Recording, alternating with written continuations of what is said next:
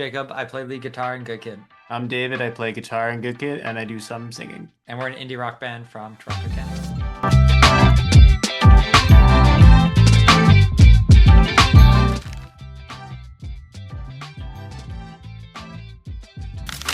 I think it stems from a value system that we have as a band. Ever since we put out our very first song, we always made it a pay what you can, meaning anybody who wants to download it, if they have to download it for free because they can't afford it, they can do that. But if they could pay, that they would. And you'd be surprised, a lot of people do pay for it, but a lot of people did download it for free, and that's great. And so I think we just took that attitude to creators as well, because we noticed there was a lot of creators, especially in the gaming space, or even honestly, there was a really popular Filipino vlogger who actually used our music once. I wish I remembered her name, but we noticed that creators were using our music, but they weren't able to monetize their videos, which meant that they preferred to just use music that they enjoyed rather than making money. And that was like very special to us. But I also felt like there's no reason they shouldn't be able to use the music if they want to use it and also monetize their videos. They should be able to do both, because that's how they make their living. You know what I mean? So for us, we just thought we have to create a solution that allows them to use our music. So because we love seeing people make art with our art, and it's very rewarding, it's so fulfilling. But we don't want them to have to sacrifice anything to do that if they don't want to. So that's kind of where it started, and then it's kind of just taken off from there because it was so successful that now I think we have a reputation among creators that we are creator friendly. We think about them, we see them. You know, this is also often a group of people who are overlooked by traditional media. So for example, if you're a YouTube creator, often maybe filmmakers might look down on you, or TV show producers might look down on you, and they're not seen as like high art or high, but it's still art, it's still creation. And so I think they really appreciate that, an indie rock band who's maybe in a more official space of like music still sees them like as like worth investing in.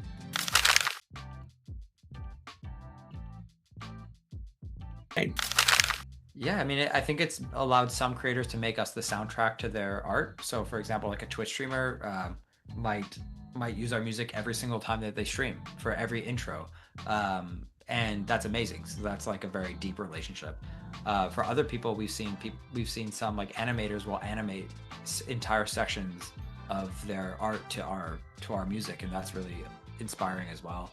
And it's just really cool to see all the unexpected ways in which people leverage our music for their own creative vision. And so we've seen it all the way up to Mr. Beast, the biggest YouTuber in the world, has used our music in a climax of a video because to evoke a certain feeling in his audience, So yeah, it's been amazing, and it keeps happening in these unexpected ways we never really thought would be possible.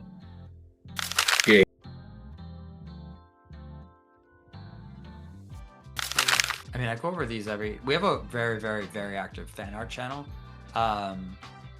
What did someone do? Someone made so we have a character. We do a lot of art with our music, and we have a character named Mimi, and she's an engineer, and she builds like delivery drones for a song we have called Mimi's Delivery Service.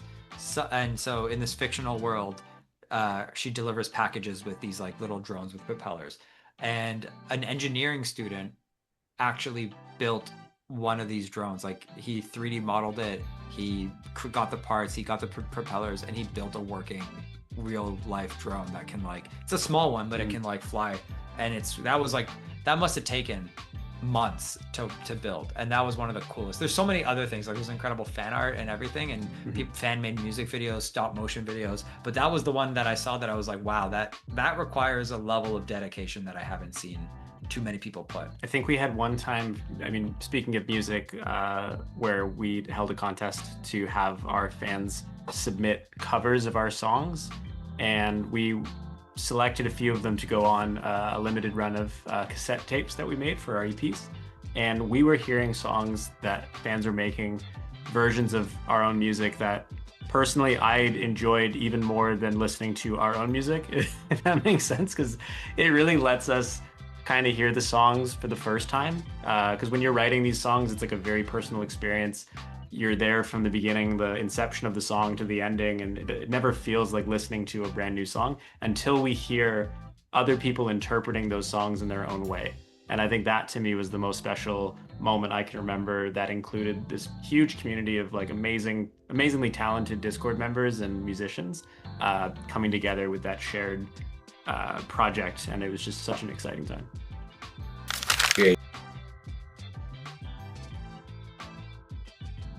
Personally, I had a moment where I ran into an ex at a clothing store, and I think that sparked this idea, because Jacob originally was putting this demo together and he wanted it to be about caring, like pretending to not care about something that you clearly obviously care about, and it obviously just like takes up every moment of your day, and you obsess and spiral and all these things, but you try to put on this facade that you don't actually care so much.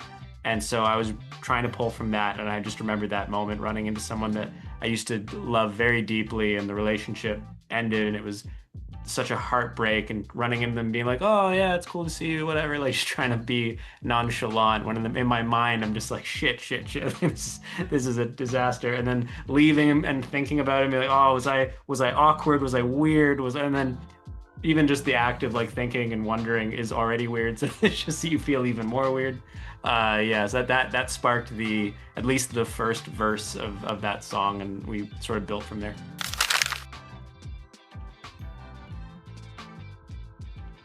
That was very much a attempt at creating an anime opening for a song and introducing all these characters to what we hope is like a lot of new people coming to us, because I think, you know, we have a really amazing fan base, but we also every time we put out a music video, especially with Sierra or actually off of Charlie, it seems to always garner a new audience and a new fan base. And so I think we had so much of the first version of these characters was done by an artist named Gabriel Ultros, and he still works with us, and our very first album cover had a character on it. And I think, well, that was like 10 years ago though, so we didn't want, what we were trying to do with this record, because it's a statement to put out a record, we wanted to make sure that anybody new had a way to catch up or follow along, and we thought Wall would be a really good song to introduce people to this world that we've built.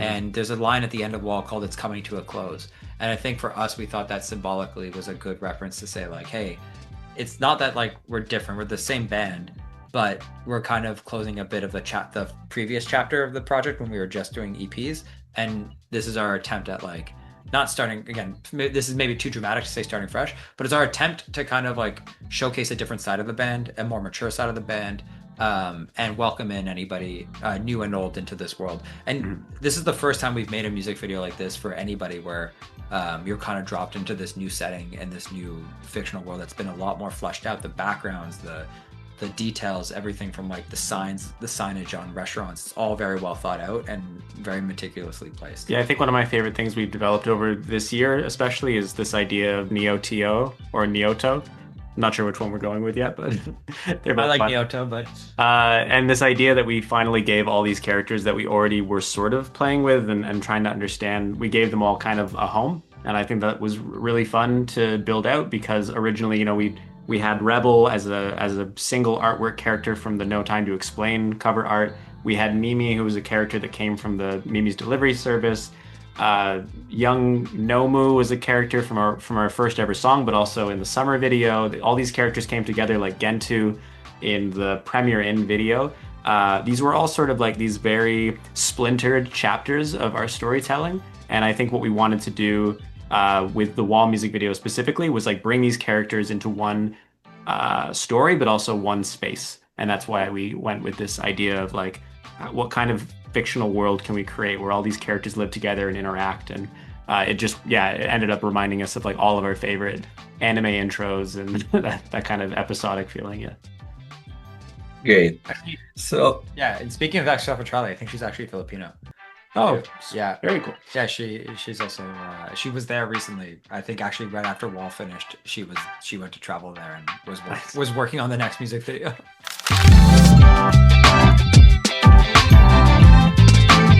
give me a color In 3, 2, 1. Yep. Pink. I'm going with his hair. You went with my sweater. Sweater. Sorry. All right, next We're going one. off of each other. That's good. You have to give me a fruit. In 3, 2, 1. Mango. So close. They're very So similar. Mango, banana. All right. Next, We'll get one. cartoon character. In 3, 2, 1. Hey, Arnold. Yes! Let's go. Yeah. Great. Next Wow, that one. was niche too. An ice cream flavor. In 3, 2, 1.